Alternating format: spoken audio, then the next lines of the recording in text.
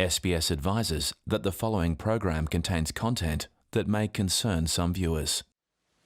Tonight, Hope is a victim of child sacrifice. a horrifying new crime perverting traditional culture, They cut through the neck and cut out the throat. and the man whose mission is to see justice done. No human being should be exposed to what they see. With a little help from Australia, While it's open, fingers crossed. can they catch the witch doctors who prey on young children? Okay, stop everything. Yeah. The wiry's called the tracker. And all of a sudden, out of the blue, we get a phone call saying the guy's back in town. And now all we had to do was find him.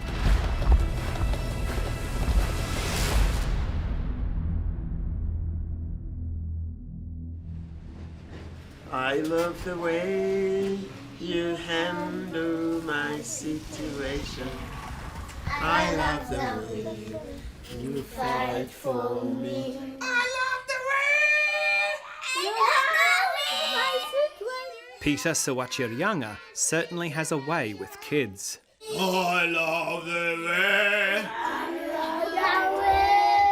But behind all the silliness is the painful knowledge of how they came to be in his care.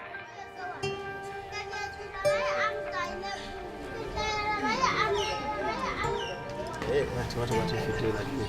Most of the children at this rehabilitation centre are victims of child sacrifice. This is Robert, the fighter. Jump, let me see. Peter's a former accountant who became a pastor, and he started campaigning against child sacrifice almost 10 years ago. All right, 1, 2, 3, jump. Yeah, you did it. I got you. That's enough. This horrendous crime isn't the ancient ritual you might imagine. Child sacrifice is a recent phenomenon. It's a recent problem and mostly done by those we call witch doctors. They mutilate children and use their blood, tissue or any body organs with the belief that when you use those body parts into witchcraft rituals, you will get wealth, you get protection, you get some form of blessing. The few who somehow survive this ordeal, like Robert, usually suffer from terrible injuries. Are you able to get on the swing by yourself? Many doctors and surgeons said that based on this injury he had on his neck, he will never walk. And he has beat that. Robert's remarkable progress is largely thanks to surgery he received in Australia 2 years ago. He's one of several child sacrifice survivors who've been treated at no cost by hospitals in Brisbane and Newcastle. But Peter's charity, Champisi Childcare Ministries, does more than rehabilitate survivors and raise awareness. It works with politicians, police, prosecutors and judges to ensure that child sacrifice doesn't go unpunished. It is not part of our culture. It has never been part of our culture. It is something that is relatively new but growing. Ab'obuyinza bazinzeeko ekyalo ne bakwata omusamize ne famire ye lwakubasanga n'obuwangwa bw'abantu babasanze n'engoye z'abafu abadde bakaziikibwa. It's very difficult to know the scale, but the numbers we work with each year is between 20 to 25 each year of children that we have. Confirmed Yes, cases confirmed of child cases sacrifice. each year. And those are just the numbers we know for us as a very small organization. A 10-centimeter long scar on the back of the neck will be a lifetime reminder for 11-year-old Kanani Nankunda of the day his sister was killed and her organs harvested as part of human sacrifice ritual. We have a society that believes in witchcraft. The majority of the population, including the Christians who go to church, they consult these witch doctors.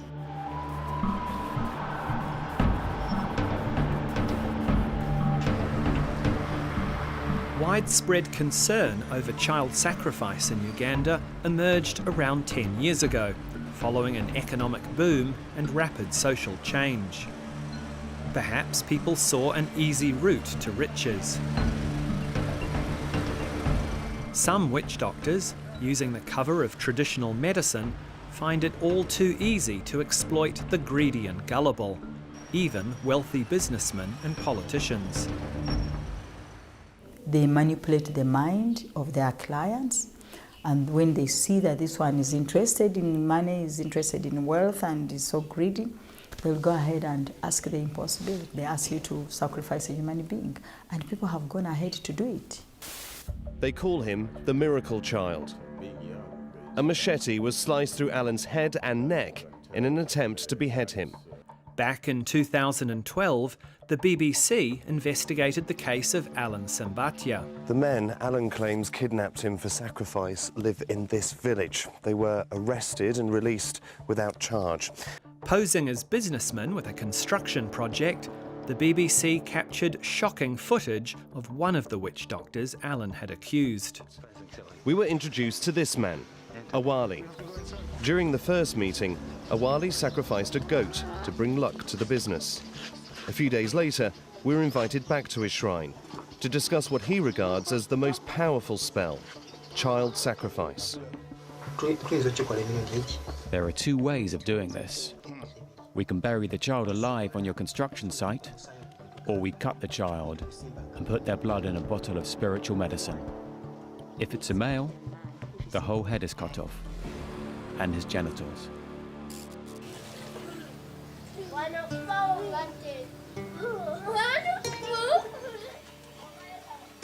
Alan Sambatia is 16 years old now, and incredibly, the men accused of attacking him continue to evade justice. His physical injuries have mostly healed, thanks to surgery he received in Australia, but the emotional scars are still raw. Somehow it is difficult to talk about what happened to me, and sometimes when I talk about it, I start crying because I remember the injuries I got. I remember when I was taken, I tried to struggle to run. They hit me up and they did whatever they wanted. So when I think about it, I cry.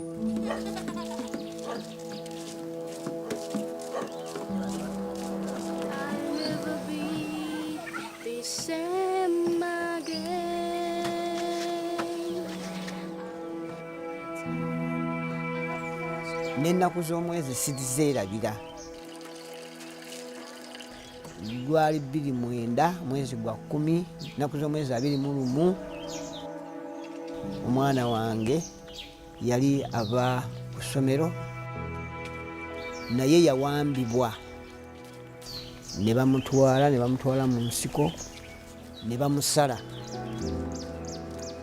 Ekino ekyamutemwa ku bulago wano ku mutwe n'asalibwa obulago, kwegamba ne private park nazo ne bazikosa. Nze mu kutunula kwange neewuunya nnyo olwaleero okulaba nga Alan mulamu.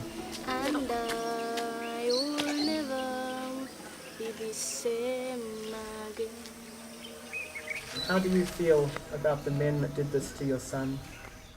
Ekisinga okunnuma n'ennyo be bantu abamanyi obulungi, nakula nabo, nasoma nabo.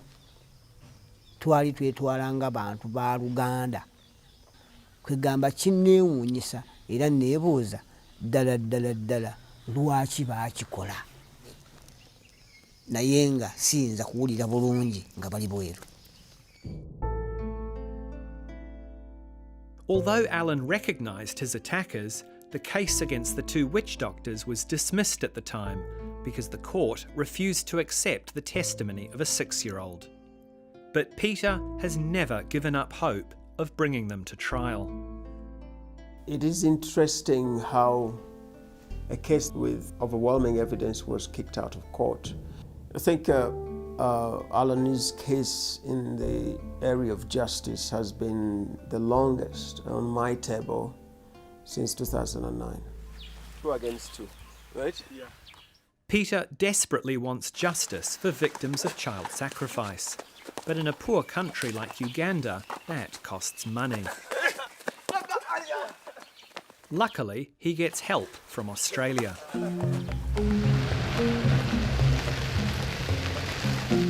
It was a long-standing ally from Brisbane who helped bring kids to Australia for surgery. And now that ally is helping fund the investigation, arrest and trial of perpetrators. Unfortunately, the police, the courts in Uganda are grossly underfunded. Many cases actually don't go to court or to trial because of lack of funding. And that's one of our biggest roles in this area, and that is financial support.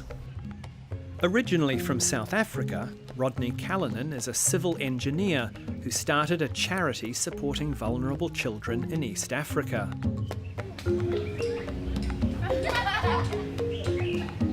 He met Peter through his local church in Brisbane. The last 2 months we have 7 cases. What? Are they deaths or attempted? Or both? Deaths. No survivor. Oh, no. And one particularly is a case of approximately 10-year-old boy who is found dumped in a bush. As you can see, the pictures here. It's the cut of the ears, the cut through the neck and cut out the throat. The trauma that he and his team go through, what they see is just overwhelming. No human being should be exposed to what they see. Have the bodies been obviously dismembered for sacrifice? Yeah. Body parts removed? Body parts were missing, the tongue, the legs, the genitals. Ultimately, Peter knows that the only way to prevent these crimes is by chipping away at the superstitions that make them possible.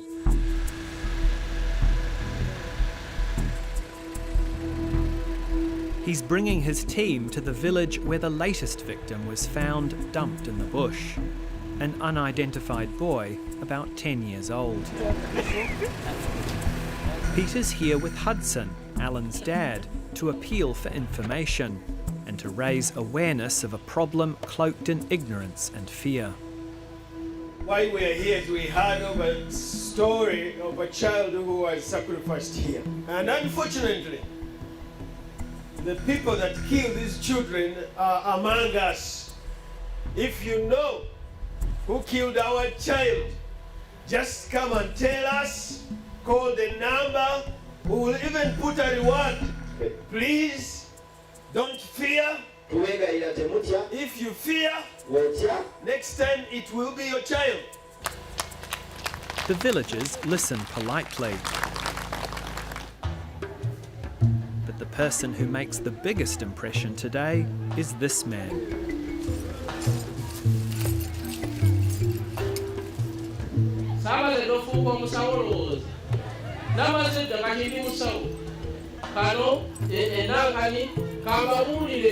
Paul Adida is a repentant former witch doctor. He's wise to all their tricks.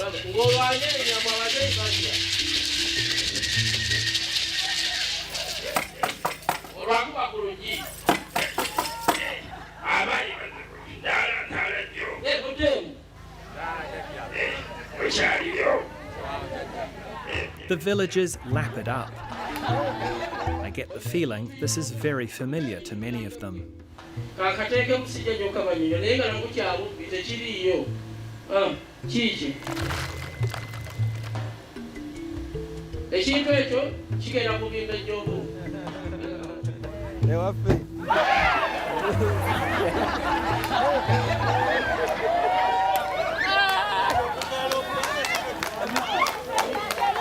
The reaction from the community sometimes is very hard to know. You know, some of them, I'm pretty sure, understood the message, and if out of 100 you can get 1 to abandon these practices, that's a success.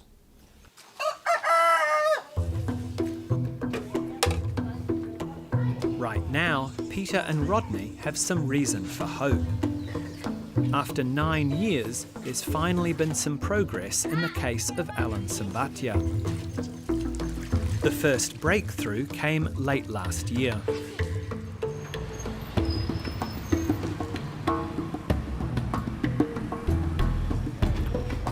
A sympathetic judge ordered the retrial of the two witch doctors Alan had identified. Hello, Justice Margaret. Good to see you. How? Yes, after a long time. Yeah. Judge Margaret Mutonye is one of Peter's most important allies in the fight against child sacrifice. Since the judgment on Alan's case, we were able to arrest the first suspect. Peter tells her that one of the witch doctors has already been arrested and the other went on the run. But police have now tracked him down. And now, tomorrow, is the operation to arrest him and bring him to justice. That's good to hear. Yeah. Good news. Courts in Uganda are so cash-strapped that this couldn't happen without Rodney's fundraising efforts in Australia. As a judge, I find it very frustrating because I believe in justice. Can you imagine a case where an accused person whom you very well know that killed your child or killed your brother, but because of delayed trials, he comes away scot-free? Justice Margaret, thank you so much for your time today. Thank you for everything that you're doing. Thank you. God bless you. Yeah. It's a pleasure. It's a pleasure.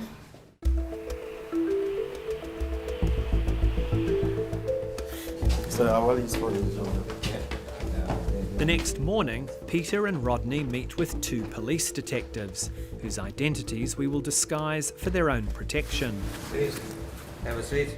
This afternoon, they'll all set out to capture the witch doctor accused of attacking Alan, Kiyumbi Awali. We can bury the child alive on your construction site. This is the same man who was filmed 8 years ago by the BBC, offering to sacrifice a child. The whole head is cut off. We have to drive a very long way from Kampala to where he's hiding. So are we confident that we know where he is? We believe we know where he is? The police are tracking Awali's mobile phone, but two previous attempts to catch him have already failed. So he's harbouring him? Yeah. Okay. They can't afford any mistakes this time. Trying to catch a witch doctor isn't cheap. I need to give him some money. 300, 100, 150? 550. He's working out all the costs that are associated with collecting those resources that we need to add now to the operation. And you guys are paying for all of that? Yes. Yeah. Yeah, it's part of the process is actually funding the operations. While it's open, fingers crossed. We have a very short window to execute this. So please use all your resources and capacity to get this. We can't miss this chance.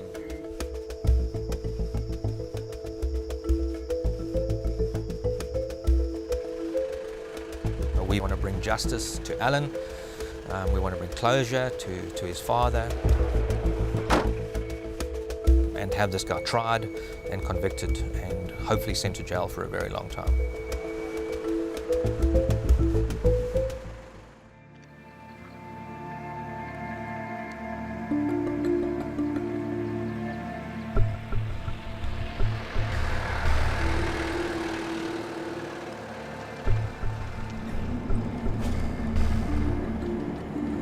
We're getting closer to where the witch doctor that allegedly attacked Alan is hiding out. We've picked up an armed escort from the local police, and we also have an undercover informer with us, someone who knows Awali and is helping us track him down.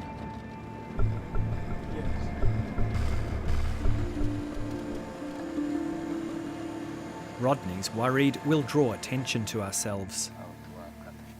Should we stay undercover? I don't know. Are we close to Awali now? This is the local area where You can't wait a bit. I think, well, let's not blow the cover then. Yeah. Peter decides it's safe to set up a makeshift office in an old church nearby. So we have a printout of all the calls that Awali has made and all the calls that have come to Awali. But maybe you should call. You should call that number because you're the area LC. The trick is to trying to find out who are these people calling him. If we can arrest one of those can lead us to Owali. Okay, stop everything. Yeah. The Wari's called the tracker. The informer, sorry. The witch doctor has actually called our informer and told him that he's actually on the road, travelling to Mbarara.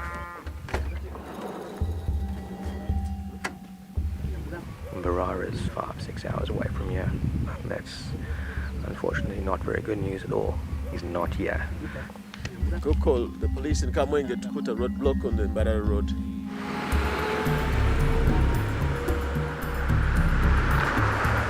We head off in pursuit of the witch doctor.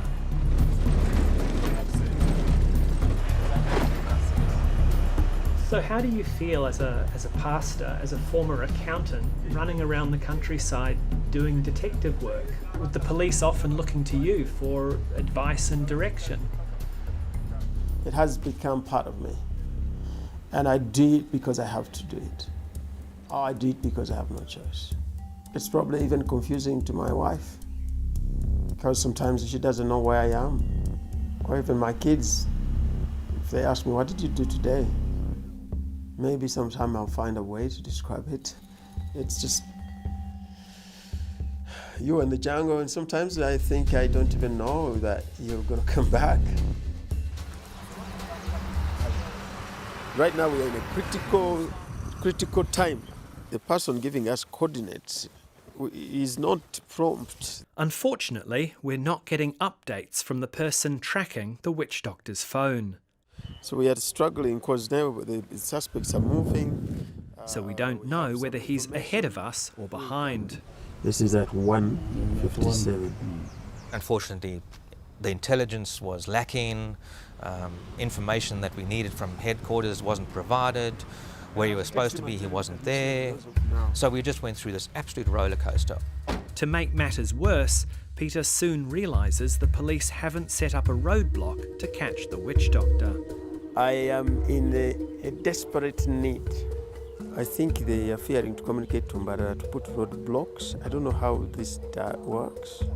They're literally not getting the support.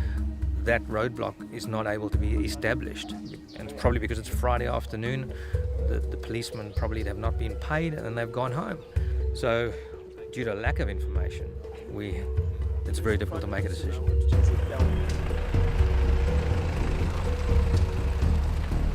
Unfortunately, we had almost, I suppose, given up. We're going to go home, and this guy's going to get away for the third time now.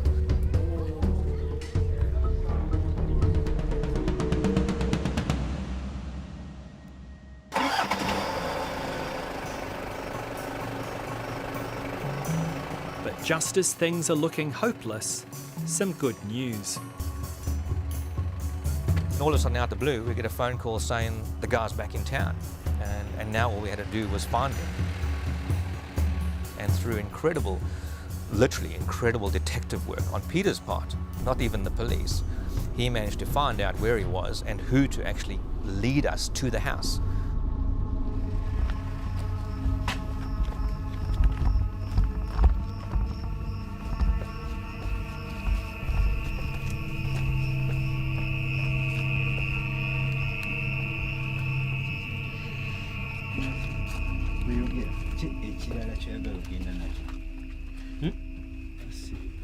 ate ngwe mbuda esimu yeru esimu yo joko esembyayo 94.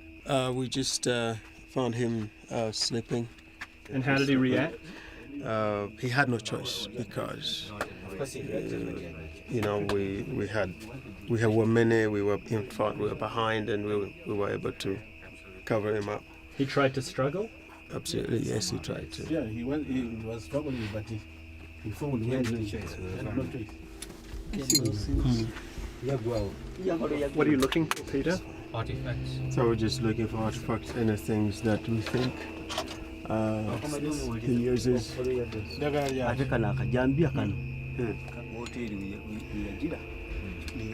so let's move in. Let's go. I got you. Down.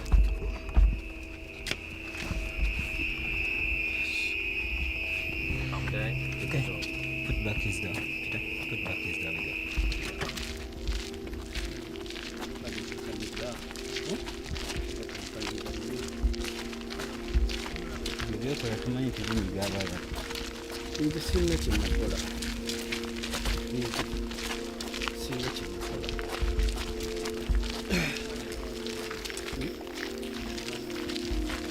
How are you feeling, Peter? Good. Great. He wants to cry. Finally. Finally. Been a long time coming. It's been long. We got him.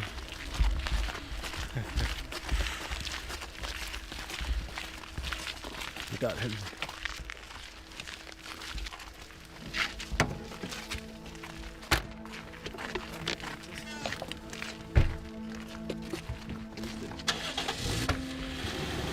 How are you feeling?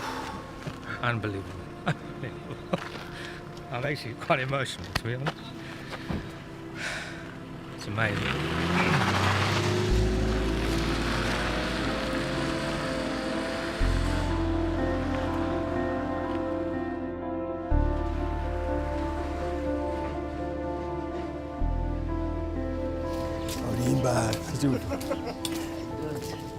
All right. Come in here, please. Well, I have some news. On Thursday, we were tracking Awali from Kampala to Kayunga to Kamwenge Friday, and Friday night we arrested Awali. That's good. Yes. I've been waiting for that moment. I did. So we did. We arrested him. Tomorrow, Monday or Tuesday, he will appear in court. So we have him. We have both of them. The trial is going to start soon. Are you ready? Yeah. To be in court again? I'm ready. All right.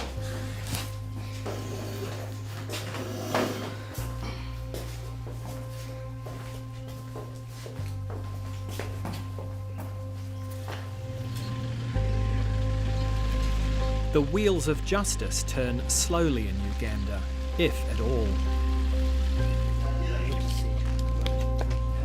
But for Alan's family, they're turning at last, thanks to the determination of Peter and his team.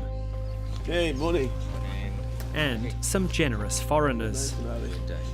You too. Yeah, well done.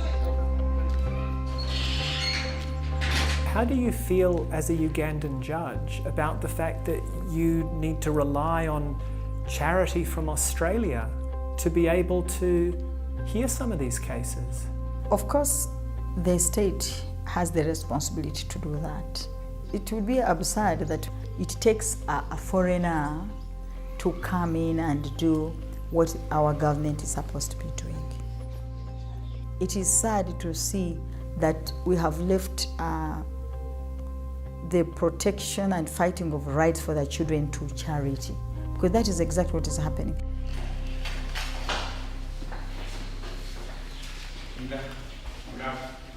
Ten years ago, this witch doctor allegedly attacked Alan Sambatia, the son of a childhood friend, almost killing him. Ekituufu njagala kulabako nga awa yayimiridde mu kaguli mpulire nange munda nti ekituufu kye nali njagala kyekyo. A1 has just been arrested. Your Honor, A1 has just been arrested. He was indisposed for all the time. Yes, indisposed for since 29.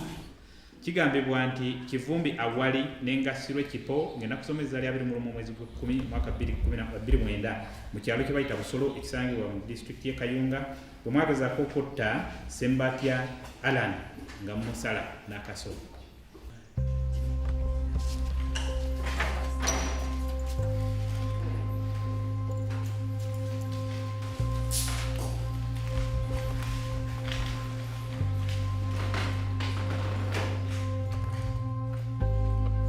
For Peter, ending child sacrifice sometimes seems like a hopeless mission, and one he's risking his life for.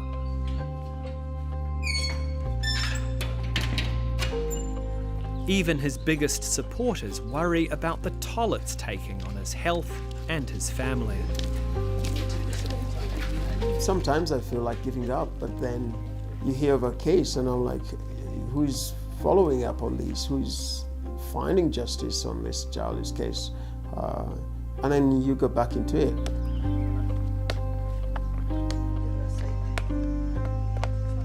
Uganda is beautiful. I would rather go around telling about the beauty of the children of Uganda, the beauty of the nature that is in Uganda. The child sacrifice doesn't represent Uganda. It carries shame for me as a Ugandan because, you know, this is not something that I should portray about Uganda. But if this will save one child, I will carry on.